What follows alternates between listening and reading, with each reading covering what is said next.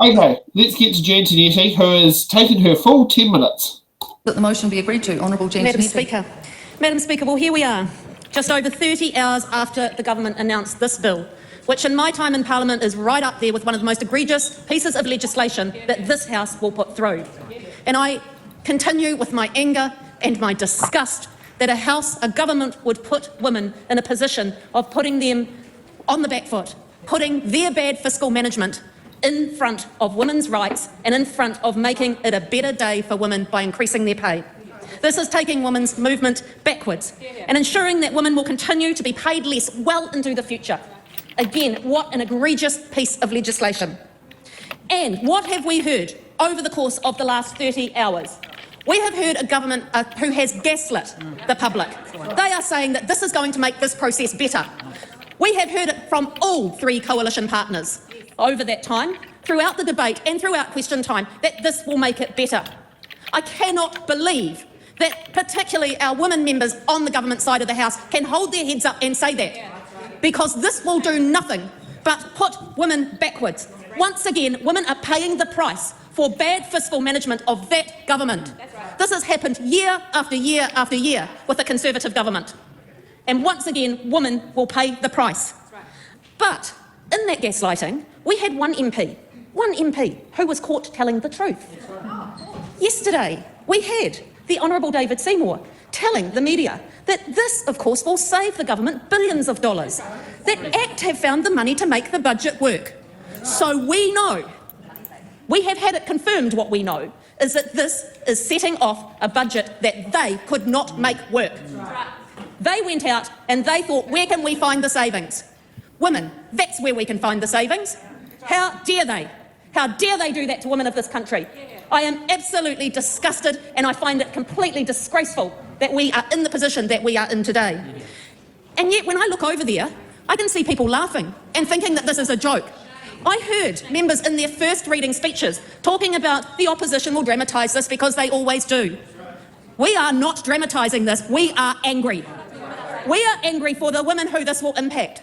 We are angry for the Christine Bartletts of this world who have changed the course and done everything that they can in their lives to make it a better day for women. We are angry, and so are they. They are out there and they are protesting this in great numbers, and they will continue to protest this in great numbers. This is outrageous, dishonest, and once again, it is taking us backwards. The ACT Party has shown their hand for what it really stands for. But what is absolutely disgraceful is that all coalition partners are standing by and doing nothing to stop it. Nothing to stop it. Nothing to see and to help stop what is happening to put those women backwards. Now, yesterday, I had, as I've said in this House over the past 24 hours, I've had a number of people, a large number of emails coming through from different people from different walks of life. All of them absolutely taken by surprise and asking what on earth are they thinking about. Some of them, and a lot of them to be fair, were their voters and are their voters. And they are asking what are they thinking. One of those people said it feels like we're in a parallel dystopian universe. It feels like we're going back to a Handmaid's Tale time. Well, that is what women are feeling. They are feeling aggrieved, absolutely aggrieved. We had, in this country, have actually, until this bill goes through, a strong process for pay equity claims. Many women felt absolute ownership of those pay equity claims because they have worked voluntarily, many of them voluntarily, to ensure the process was robust, to make sure we are making a positive difference for our future generations. In fact, I want to mention a couple of those women. There is one that was on the news last night, Ali Kingi. Ali Kingi is a teacher aide and an NZI Te Aroha member. Now that's probably going to get the other side a little bit, agitated because I just mentioned the name of a union. But Ali, as I said, is a teacher aide. For those of you who don't know, teacher aides are one of the most vulnerable workforces that we have in this country. They go from year to year not knowing if they have a job. Some of them go from term to term not knowing if they have the same hours for the next term. Many of them are on incredibly low pay. Ali worked incredibly hard over her time on the team that worked through their pay equity settlement to ensure that teacher aides were valued for the work that they do. In fact, ask any principal and they will tell you they cannot run their schools without their teacher aides. Ali says, our pay equity settlement in 2020 was life-changing for teacher aides, but those pay gaps reopen over time. To be told this government is happy to allow gender pay gaps to open up for a decade at a time without the opportunity for review is devastating. And on the TV last night, Ali said, I gave myself to this process so that my daughters and my granddaughters will have a better life because they won't have to worry about fighting like I am now to be valued for the work that they do. And she said, it feels like we've just been kicked.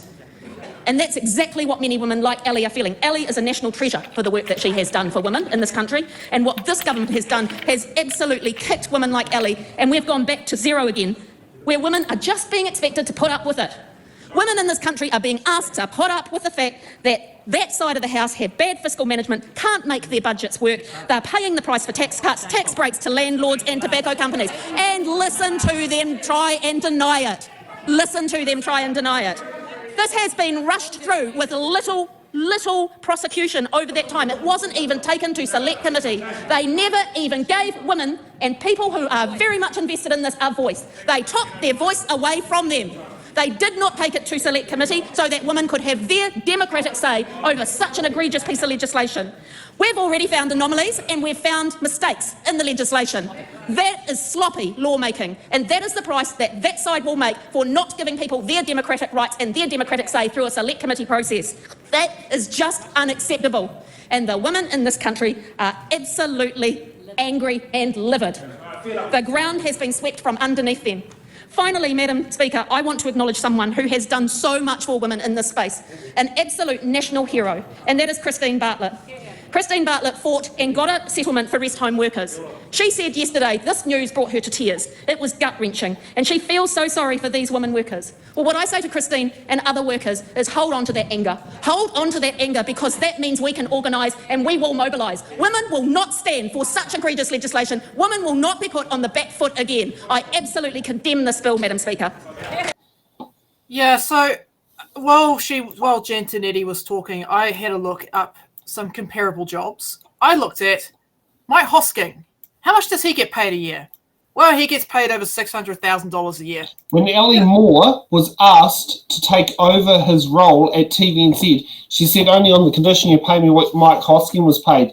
And the response was, oh, I'm sorry, we cannot offer that. Yeah, you want to know how much a teacher gets paid in comparison? A bit over $50,000 a year. So you tell me how much value Mike Hosking is bringing compared to how much a teacher is bringing, educating the future of New Zealand, right? I'd say a teacher is worth far more than Mike Hosking is, because Mike Hosking is deliberately out there creating brain rot amongst the population. You know, you got idiots out there going, oh, we can't compare librarians to builders. Well, I asked my sister, right? She works in the construction sector. Sister, I just asked her while I was on break. Sister, do you think it's fair that we compare builders and librarians? You know what she said to me? Of course it's fair. She's like, if I tried to do what a librarian did, my dyslexia would trip me up. I wouldn't know how to navigate the admin system or check all the books or know where the bloody books go. She's like, and likewise, if a librarian trying to do my job, they can't put windows together. That's my job. You know, it's like we should be paid roughly the same amount on a base level. You know, there are comparative skills here. But it's all based on, well, you know, it is disgusting how little we undervalue the labour that women do, right? We go, oh, well, you know, we can't sell librarian service. We can't sell a book, you know, that you rent out or whatever. But we can sell windows. So the window job is worth more, even though there's the same amount of effort gone into both jobs. It's just, you know, it's like caregiving as well compared to a corrections officer. It's like, it's just disgusting. Yeah, exactly. But what do we expect? Yeah. Anything you want to say, Blake? Just thank you for letting me come, Sam. And you know, there's a lot more work to do. Yeah. Yeah.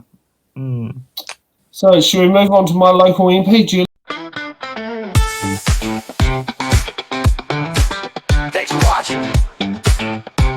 Make sure you're subscribed to our Facebook, YouTube, Twitch, Instagram, TikTok, News Guide, The Order, Paper Podcast.